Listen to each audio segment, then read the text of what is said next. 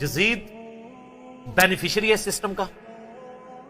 ان کو اگر Islamic history ذرا سے بھی پتا ہو، اہل سنت کی ساری تاریخ کی کتابیں اٹھا کے دیکھ لیں آپ، البدایہ والنہایہ جسے تاریخ ابن کثیر کہتے ہیں، تاریخ طبری اٹھا کے دیکھ لیں، تاریخ ابن خلدون اٹھا کے دیکھ لیں، ابن عساکر اٹھا کے دیکھ لیں، سب میں ڈیٹیلز موجود ہیں اور وہ فٹ ان بیٹھتی ہیں بخاری مسلم کے حدیث میں. وہ حدیث بھی اس میں نے لکھی ہوئی ہے کہ کوفے کا گورنر تھا نعمان ابن بشیر صحابی رسول صلی اللہ علیہ وسلم.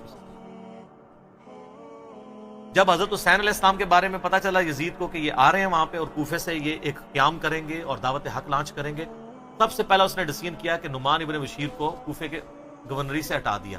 یہیں سے اس کی 2 نمبری شروع ہو گئی ہے. یہ کہتے ہیں پروف دیں، پروف آپ کو پتا ہے کیا ہے؟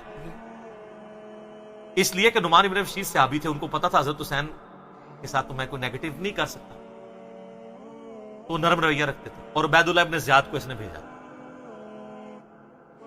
عبید اللہ ابن زیاد ایک ظالم آدمی تھا. صحیح بخاری میں انٹرنیشنل نمبر کے مطابق 3748 نمبر حدیث ہے کہ حضرت حسین ابن علی کا سر کاٹ کر عبید اللہ ابن زیاد کے سامنے تشت میں لا کے پیش کیا گیا.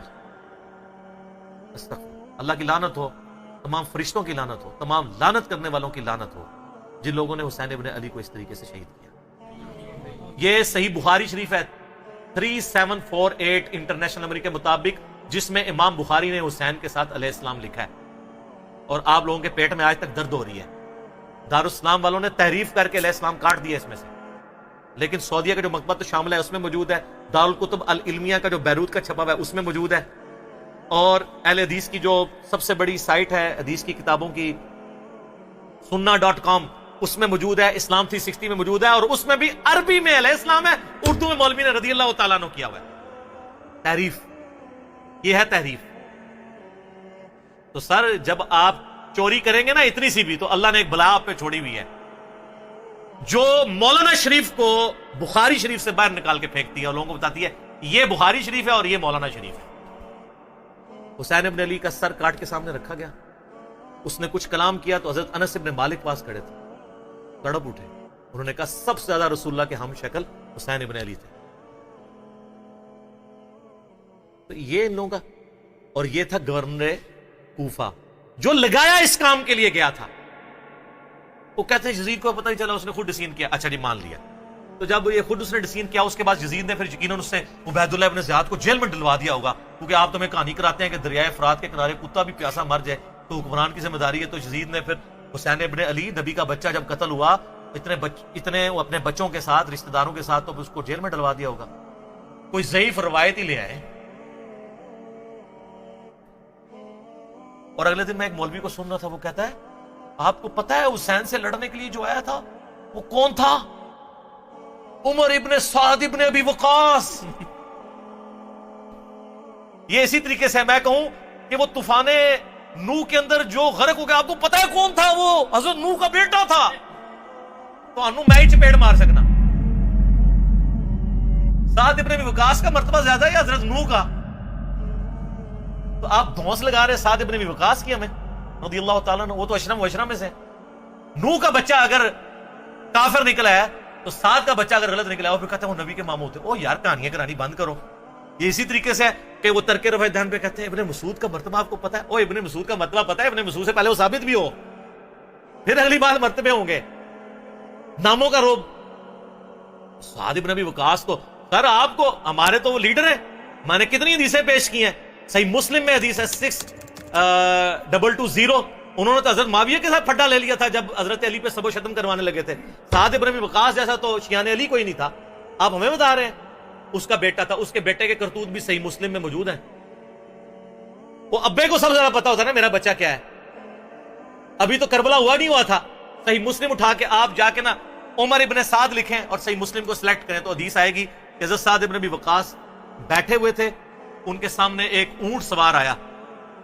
تو ساتھی کہتے ہیں کہ حضرت سعد ابن وقاص نے کہا اے اللہ اس اونٹ سوار کے شر سے میں تیری پناہ میں آتا ہوں. اور جب وہ اترا تو ان کا بیٹا تھا عمر ابن سعد. سعد ابن وقاص تو اپنی زندگی میں اپنے بیٹے کو شیطان کی طرح سمجھتے ہوئے وہ اللہ کے حضور جو ہے وہ پناہ مانگا کرتے تھے. اور دیکھ لیں سعد کی پھر کرامت ویژن دیکھ لیں. اور وہ آگے کہتے ہیں ابا جی سارے لوگ خلافت میں آپ بھی کوئی حصہ لے لیں، کوئی گورنر شورنر بن جائیں. شروع تو ہی لالچی سی اور اسی کو رہ کی لالچ دی تھی. میں بتا رہا ہوں تاریخ اسلام میں جو جو باتیں ہیں نا آل امیہ کی بدماشیوں کو ہائی لائٹ کرتی ہیں، فٹ ان بیٹھتی ہیں بخاری مسلم۔ یہ لشکر لے کے آیا تھا حضرت حسین ابن علی کے خلاف لالچ پہ، اس کا اشر کیا ہوا بعد میں؟ تو یہ پورا پلان ہوا تھا، اور اگر کہتے ہیں نہیں یہ حادثاتی طور پہ ہو گیا تو بعد میں پھر سزا دینی چاہیے تھی، کوئی سزا نہیں دی ہے۔ الٹا اس کے اوپر آپ کو پتا ہے مدینے والوں نے بیعت توڑ دی تھی یزید کی، حالانکہ وہ پہلے بھی تلوار کے زور پہ لی تھی حضرت معاویہ نے رضی اللہ تعالیٰ عنہ۔ ہم تو رضی اللہ عنہ ہی کہیں گے، ہماری مجبوری ہے، تانوں نبی دا منہ ماردا ہے، تانوں نبی دا منہ نہیں ماردا، تسی آج تک یزید دی وکالت کر رہے ہو، لیکن ہم صرف نبی علیہ السلام کو دیکھنے کی وجہ سے احترام کرتے ہوئے رضی اللہ عنہ کہہ دیتے ہیں۔ یہ فرق ہے علی کے شیعہ میں اور معاویہ کے شیعہ میں۔ علی کے شیعہ پھر ایسے ہوتے ہیں، شیعہ پولیٹیکل ٹرم۔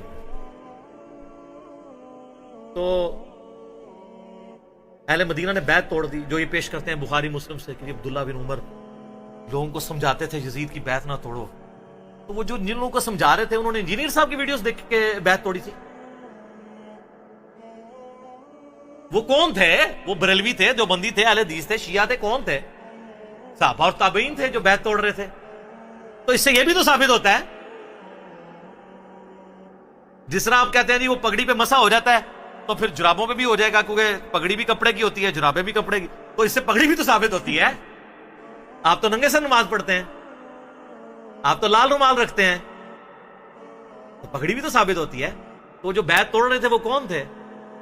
صحابہ اور تابعین تھے۔ حضرت ابن عمر ان کو روکتے تھے، اس لیے روکتے تھے کہ ان کو پتا تھا کہ جب یہ بیعت توڑیں گے تو ان کے ساتھ وہی کچھ ہوگا، اور اسی وجہ سے حضرت حسین کو بھی ابن عمر سمجھایا کرتے تھے۔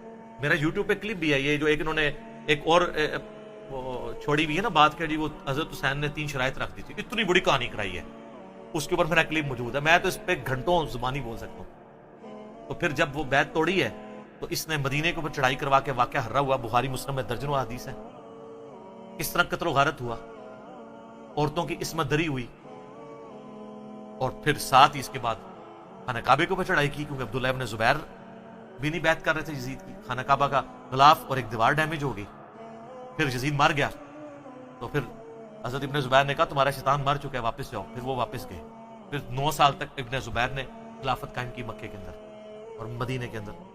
حضرت حسین ابن علی کے بعد ان کو خلافت کا ایک موقع ملا۔ تو اس طریقے سے یہ چیزیں بالکل کلیئر ہیں، لیکن وہ بات میں مولانا اسحاق صاحب والی کروں گا کہ بات اس لیے سمجھ نہیں آتی کہ آپ یزید سے شروع کرتے ہیں۔ جب تک آپ بات پیچھے سے شروع نہیں کریں گے آپ کو بات سمجھ نہیں آئے گی۔ اگر آپ 1857 کی جنگ آزادی کو نہیں سمجھیں گے آپ کو 1947 میں 2 قومی نظریہ سمجھ میں نہیں آئے گا،